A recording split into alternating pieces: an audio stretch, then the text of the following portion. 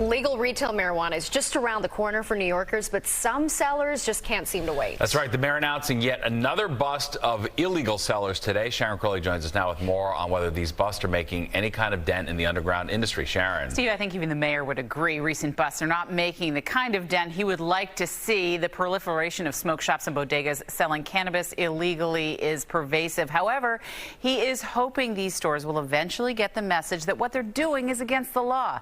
Meantime, those with licenses to continue to be waiting for a chance to sell legally here.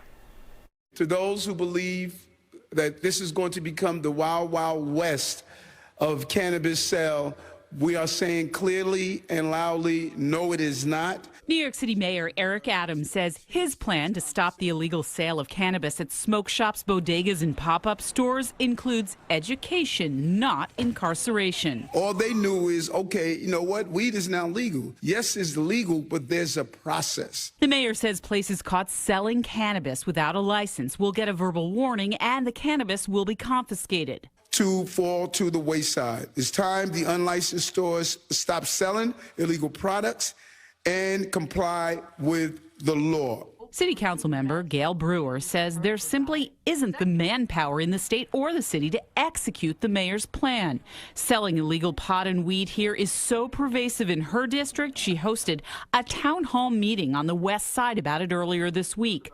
Right now, enforcement is up to the New York City sheriff. He only has, a little over 100 staff members, and there are these smoke shops everywhere. The New York City Sheriff's Cannabis Task Force recently carried out a series of busts seizing illegal products with a street value of about $4 million. Owen Martinetti is on the board of the Cannabis Association of New York. He says, unfortunately, that's just a drop in the bucket. I mean, there are stores that are doing north of $1 million a month.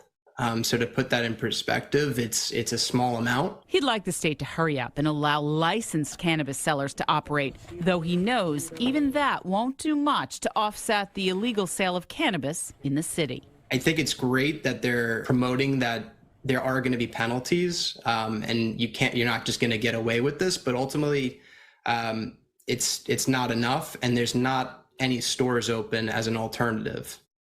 So speaking of alternatives, when will those legit licenses be able to start selling here in New York City? The answer depends on who you ask. Maybe in a few weeks or maybe much longer than that. Natasha? All right, Sharon, thank you.